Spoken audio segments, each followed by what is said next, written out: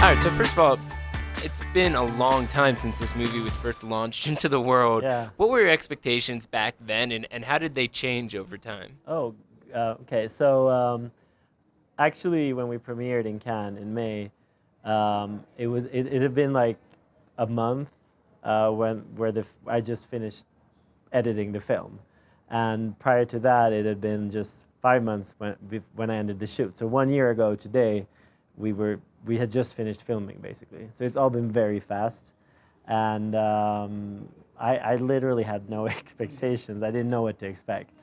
I was just sort of. I'm still sort of in the. I haven't processed everything yet. And what about for you? I mean, were you surprised by the way that the film resonated from Cannes and onwards? Yeah, because like for me, it's the first time that I'm like playing in front of the camera, and I mean, I didn't have any idea how this world works.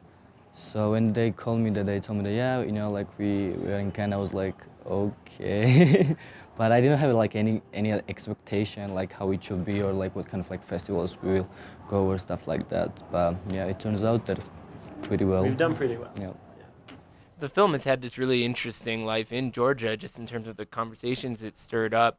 When did you realize that it was going to actually have that kind of impact, and how did it affect sort of what you wanted to do with it? So I always knew that it was going to be controversial, but I never thought it would be as controversial as it became. There were riots and people were injured. I mean, it was very bad. We could only show the film for 3 days because we needed so much security. But the film also, to my surprise, also got so much support. So the people that have been sort of against it are, a minority actually.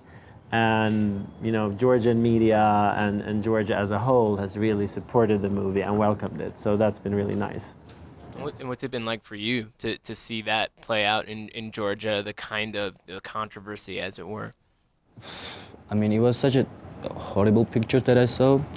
And when there was the first premiere days, we had a flight to LA for the like Oscar campaign. So we were on the plane, and like without any connection. So we were like kind of like in the vacuum, and we don't have any information.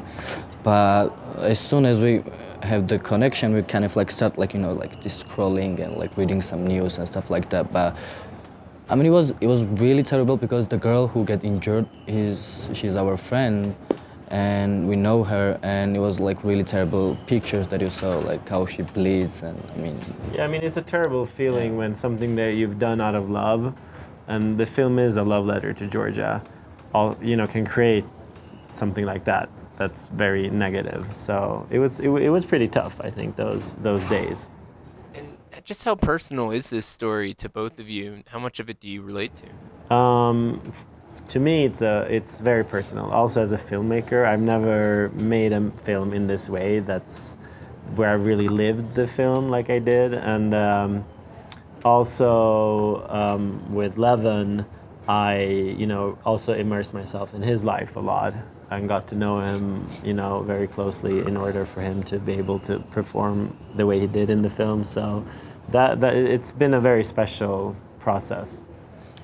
Yeah, and plus, like for me as a Georgian, like it's like kind of young kids' everyday life because we're living in that kind of like bubble, and we know like how these people act and what kind of like problems we have. So it was like pretty common kind of like topic for me and for my co-stars because like we know these problems and it was like really touching. So like. Given that the support that you had in Sweden to make this film, just how challenging is it to engage with Georgian society as a filmmaker, and do you see potential to make a film like this there? I mean, we shot the film in Georgia, but we had Swedish funding and French funding, and it was a challenging shoot, and I think Georgia makes a lot of film, a lot of good film, and there are amazing film workers in Georgia, and we had an amazing Georgian producer who helped out a lot. I don't think without sort of the local connection, it would have been very hard to make this film there. And what is your feeling as an actor in terms of working in Georgia now that you've had a chance to kind of travel around and see other kinds of opportunities at film festivals and getting the film released? How does that impact your relationship to where you come from? So I don't know because the support that I get now it's quite big, and it gives me like this motivation to do like something like really important because yeah, we have like really good filmmakers in Georgia, but the topics are like sometimes not that interesting because they're making like some oh, there's so nice flowers and let's make some film about flowers, and like it's not really relevant, and they're really not trying to be like really controversial. Yeah. So for me, I mean, I'm not a like professional actor, but like for me as a kind of like actor, it was like pretty important because when we start talking about like those kind of like topics and those kind of like problems in Georgia, people get like really happy and really supportive because like they really need it. So I don't know, like a lot of things change for me, and I don't know, like it's pretty good, and I mean I have like a lot of opportunities now that I never had it before, and it's quite good to realize all this stuff. I'm curious about the decision by Sweden to have this film be its Oscar submission, what that was like for you, how it affected kind of your expectations, not only for the film, but as a filmmaker and what sort of potential you see going forward.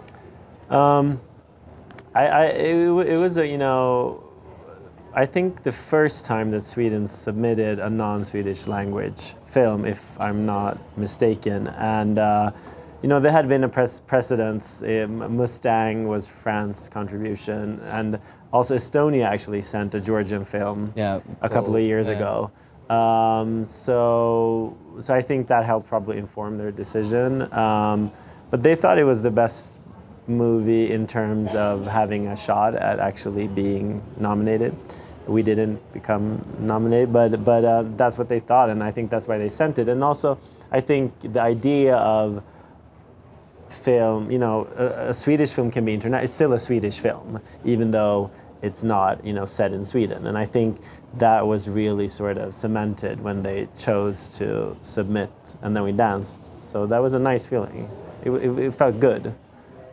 And then in terms of where you go from here, I mean, are you staying in Sweden? Are you looking to do something on a bigger scale, or what's your So actually, I'm doing a TV series now in Sweden that I've written with two colleagues, and I'll be directing that in August for SVT.